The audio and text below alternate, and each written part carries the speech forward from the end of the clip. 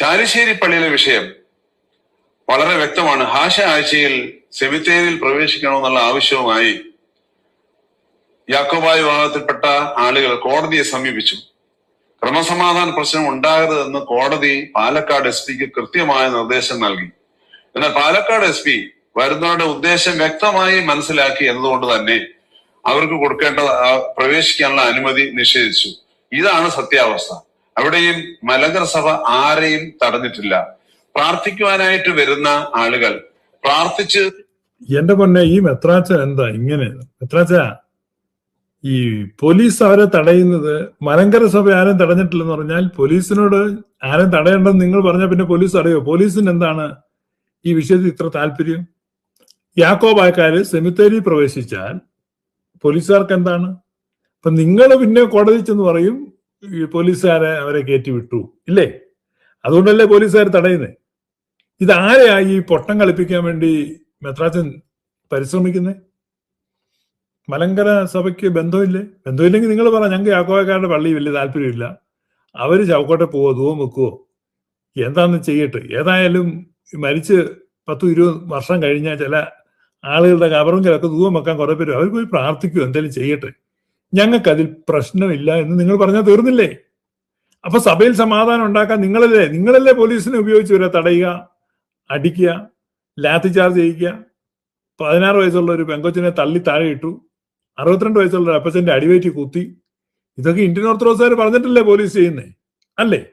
പോകുന്നതിനപ്പുറമായി മറ്റു പല കാര്യങ്ങളും ചെയ്യുന്ന അജണ്ടയോടുകൂടി വരുമ്പോഴാണ് ഈ പ്രശ്നങ്ങളെല്ലാം ഉണ്ടാകുന്നത് എന്നത്. എന്താണ് ഈ മറ്റു പല കാര്യങ്ങളും? അവിടെ നഗ്നതാ പ്രദർശനം എല്ലാം നടത്തിയോ? എന്താ മെത്രാച്ച അവിടെ ഏറ്റവും മറ്റു കാര്യങ്ങൾ നടത്തിയ? കബറങ്ക പ്രാർത്ഥിക്കേണ്ട പ്രാർത്ഥന പ്രാർത്ഥിച്ചെന്നല്ലേ ഉള്ളൂ, അല്ലേ? മെത്രാച്ചൻ ഇപ്പൊ ധൂവം വെക്കുന്നുണ്ടെങ്കിൽ അത് യാക്കോബായക്കാരുടെ പ്രാർത്ഥന മോട്ടിച്ചതല്ലേ ദിയോസ്കോറോസ് മെത്രാച്ച? അതെ, മെത്രാച്ചന്റെ കുടുംബത്തിൽ നിന്ന് വല്ലതും കിട്ടിയതാണോ? അപ്പൊ അവരുടെ പ്രാർത്ഥനകളെ അപഹരിച്ച് ആലപിക്കുകയും അവർ ആ പ്രാർത്ഥന ആലപിക്കുന്നതിനെ നിങ്ങൾ നിയമം മൂലം നിരോധിക്കാൻ ശ്രമിക്കുകയും ചെയ്യുന്ന നിങ്ങളുടെ ധാർഷ്ട്യമല്ലേ ഇവിടെ കാണുന്നേ?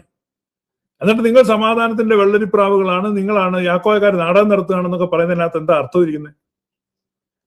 നിങ്ങളുടെ ഈ കാര്യങ്ങൾക്കൊന്നും അധികം ആയുസില്ല, മനസ്സിലായോ? മനസ്സിലാക്കണം.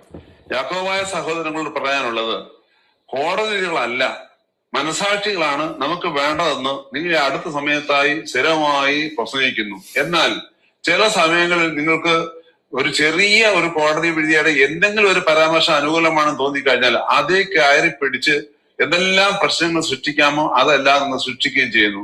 ഏതാണ് ശരി എന്നുള്ളത് ഒന്ന് മനസ്സിലാക്കി തരുന്നത് നല്ലതാണ്. നിങ്ങൾക്ക് ഇടയ്ക്കിടയ്ക്ക് ഉണ്ടാകുന്ന ഈ മനമാറ്റങ്ങൾ അത് അപകടകരമാകുന്നു എന്ന കാര്യം സ്നേഹപൂർവ്വം ഒന്ന് പറഞ്ഞുകൊള്ളട്ടെ. നിങ്ങൾ തന്നെയാണ് നമുക്ക് സമാധാനം ഉണ്ടാക്കാം എന്നിങ്ങനെ ഇടയ്ക്കിടയ്ക്ക് പ്രസംഗിക്കുന്നത്. എന്നാൽ അതേ വായിലൂടെ തന്നെ വീണ്ടും സംഘർഷങ്ങൾ സൃഷ്ടിക്കാനുള്ള മാർഗങ്ങളും വിശ്വാസികൾക്ക് പറഞ്ഞു കൊടുക്കുന്നു എന്നുള്ളത് ഒരു യാഥാർത്ഥ്യമാണ്. അതുകൊണ്ട് പ്രിയമുള്ള സഭാമക്കളായ വിശ്വാസികളെ ഇരുട്ടിൽ തള്ളിയിടുന്നതായ പ്രവണതകൾ യാക്കോബായ സഭ നേതൃത്വത്തിൽ ഇരിക്കുന്നവര് ഇനിയെങ്കിലും ഒന്ന് അവസാനിപ്പിക്കുന്നത് നല്ലതായിരിക്കും. മലങ്കര സഭയിൽ സമാധാനം ഉണ്ടാകണമെങ്കിൽ അത് വളരെ അത്യാവശ്യമാകുന്നു എന്നുള്ളതാണ്.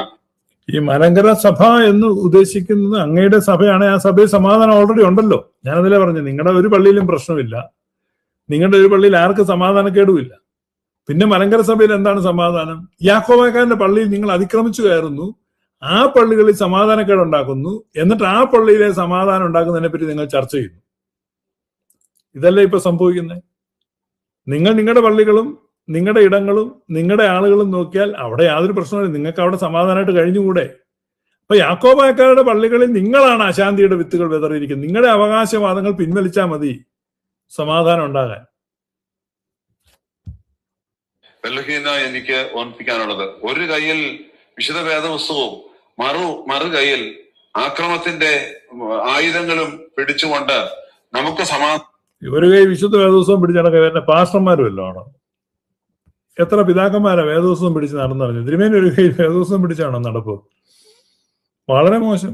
ഉണ്ടാകുമെന്ന് പറഞ്ഞു കഴിഞ്ഞാൽ ശരിയാവുകയില്ല എന്നുള്ളത്. കാരണം സത്യം എപ്പോഴും ജയിച്ചിരിക്കും, അതിന് യാതൊരു സംശയമില്ല. പക്ഷെ സത്യത്തിന്റെ മേളിൽ അസത്യങ്ങളും അർത്ഥസത്യങ്ങളും നിറച്ചു വെച്ചാലും ഏറ്റവും വലിയ സത്യം ഏറ്റവും മുകളിൽ ഉണ്ട് എന്നതുകൊണ്ട് തന്നെ ആ വലിയ സത്യം അസത്യങ്ങളെയും അർത്ഥസാധ്യങ്ങളെയും പതുക്കെ മാറ്റി സത്യത്തെ തന്നെ തിരിച്ച് പിടിച്ച് കൊണ്ടുവരും എന്ന ഒരു ഉറപ്പ് ഉണ്ട്. അതുകൊണ്ട് സഹോദരങ്ങൾ പ്രത്യേക സത്യം ആത്യന്തികമായി വിജയിക്കും, അസത്യങ്ങളും അർദ്ധസത്യങ്ങളും പൊളിഞ്ഞു പോകും, ആത്യന്തിക വിജയം സത്യത്തിനായിരിക്കും എന്ന ഈ വാക്കുകൾ അഭിമന്യ ദിയസ്കോറോസ് മെത്രാച്ചന് അറം പറ്റി പോട്ടെ എന്ന് ആശംസിച്ചുകൊണ്ട് ഞാൻ ഈ വാക്കുകളെ ചുരുക്കുകയാണ്. അത് അറം പറ്റുക തന്നെ ചെയ്യും. ദിയസ്കോറോസ് മെത്രാച്ചൻ നീണാൾ വാഴട്ടെ. അദ്ദേഹത്തിന്റെ ബോധ്യങ്ങളും ആശയങ്ങളും മലങ്കര സഭയെ ധന്യവും ദീപ്തവുമാകട്ടെ. ദിയസ്കോറോസ് മെത്രാച്ചന് സുബോധം ഉദിക്കട്ടെ എന്നൊക്കെ നമുക്ക് പ്രാർത്ഥിക്കാം. അപ്പൊ മെത്രാച്ച ഒരു കാര്യം ഞാൻ പറയാണ്, മെത്രാച്ചൻ പറഞ്ഞ എല്ലാം ശുദ്ധ ഭോഷ്കാണ്, പച്ച നുണയാണ്. നുണ വെളുപ്പിക്കാൻ ശ്രമിക്കുന്നതിന്റെ ശരീരഭാഷ താങ്കളിൽ കാണാനുണ്ട്. അതുകൊണ്ട് ഇനിയെങ്കിലും ഒന്ന് നന്നാകും നോക്ക്. സത്യമായിട്ട് പറ. യാക്കോബക്കാരുടെ പള്ളി പിടിക്കാനുള്ള നിങ്ങളുടെ ആഗ്രഹങ്ങൾ അവസാനിപ്പിക്കുക. മണ്ണാട്ടുപള്ളിയിൽ പ്രാർത്ഥിക്കണം, മണ്ണാട്ടുപള്ളി പിടിക്കണം എന്നൊക്കെ എല്ലാ ദിവസവും താങ്കൾ അവിടെ ഇരുന്ന് പറയുന്നുണ്ട്. അതൊന്നും നടക്കുന്ന കാര്യമല്ല. തൽക്കാലം പൊത്തമ്പുറം തേറായിലെ കാര്യങ്ങളൊക്കെ നോക്കി അവിടെ നടക്കുക. താങ്കളുടെ അടുത്ത് വരുന്നവരോട് പറയാടാ, യാക്കോബക്കാർ ജീവിച്ചു പോട്ട്, അവരുടെ പള്ളിയിലെ കാര്യം അവർ നോക്കട്ടെ, നമ്മൾ ഇതിനൊക്കെ പോകുന്നത് എന്ന് പറ. ഇതൊക്കെ മലങ്കര സഭ എന്ന് പറഞ്ഞ് അന്യന്റെ സ്വത്ത് പിടിക്കാൻ നടക്കരുത്, അതൊക്കെ മോശമാണ് എന്ന് മാത്രം പറഞ്ഞുകൊണ്ട് എന്റെ വാക്കുകളെ ചുരുക്കുന്നു. ദൈവമായ കർത്താവ് എല്ലാ കേൾവിക്കാരെയും അനുഗ്രഹിക്കട്ടെ.